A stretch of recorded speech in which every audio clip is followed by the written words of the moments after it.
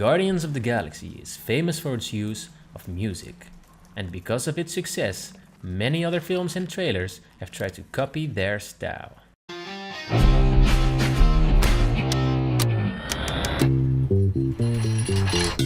An uncharted island. Let me list all the ways you're gonna die.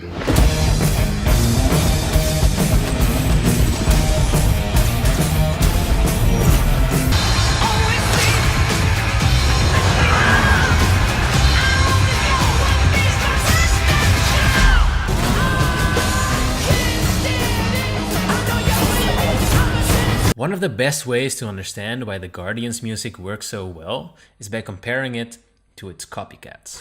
On a surface level, the pop songs sound fun and catchy. They're old school and old school is cool, but there's a lot more going on that makes these awesome mixtapes so awesome. Suicide Squad was the first to jump on the pop song bandwagon, but the only thing they seem to take away from the Guardians' mixtapes is that they sound cool, which is true, but just adding cool songs to a film doesn't automatically make it a cool film. Suicide Squad uses 21 songs that range from somewhere around the 60s all the way to 2016. Because of this, the music doesn't strike any particular tone. It's all over the place, and there's way too much of it. The Awesome Mix Volume 1 uses 11 songs, almost half that of Suicide Squad, and all of these songs originated from the 60s and the 70s. This gives the mixtape its distinctive 70s vibe and nostalgic feeling. Suicide Squad is overstimulating us with popular songs, without any real focus or goal other than they sound cool. All of these songs are very literal as well. They describe what we already see happening on the screen. DC recently did this again with their Justice League trailer, where they play the Beatles song Come Together, while we see the Justice League literally come together. Come together.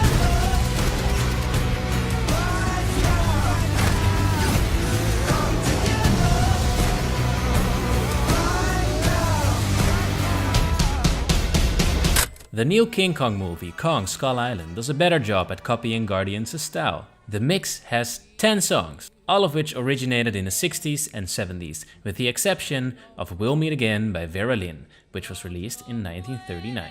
The music helps set the tone of the film, since the story takes place in 1973. The film also plays with non-diegetic to diegetic transitions, which is always nice. Non-diegetic sounds are sounds only we, the audience, hear, like for instance the soundtrack of a film. Diegetic sounds are the sounds everybody hears, including the characters in the film. Non-diegetic to diegetic transitions are when we think we are listening to a sound only we can hear, but then it is shown to us the characters in the film hear that sound too. But these are all still pretty surface level details. The film would still have worked had the music not been in it at all. This isn't the case for Guardians of the Galaxy. Sure, the pop songs are cool, they set the tone of the film, and they even play with diegetic to non-diegetic transitions, but the Guardians music is much more important to the story beyond all that.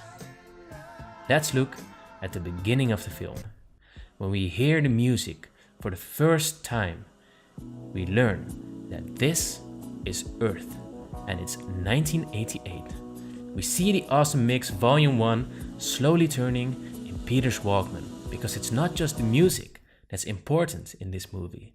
It is also the Walkman and the mixtape Peter has with him. It's not just a coincidence that we hear the music, we learn that this is Earth, and then we see the Walkman. This is all designed, all a setup for the deeper meaning behind this mixtape. Because after this scene ends, Peter is taken by Yondu, and as far as we know, he won't ever return to Earth. With this scene, director James Gunn has established that every time we hear one of the songs on that mixtape, we are reminded of Earth. That mixtape is a character on itself, and it's all Peter has left of his home. He has been listening to it for his entire life, and he would risk his life for his Walkman, because to him, that music is what it means to be human. Even the other characters in this film are all given a moment to interact with the music. We don't just love the music because it's upbeat and funky. This film has taught us to have an intimate relationship to these songs. It feels nostalgic because from the beginning of the film, it is shown to us that it is nostalgic to Peter. And at the end of the first Guardians film, we even learned that the mixtape Peter's been holding on to so dearly was given to him by his mother. Guardians of the Galaxy's Awesome Mix Volume 1 works because throughout the films, it has grown on us. It has emotional value to us, just like it has to Peter.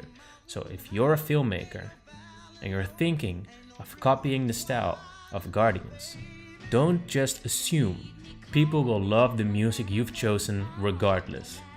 Give us a reason to love it and show us why we should care about it. This is how you frame it. Thanks for watching.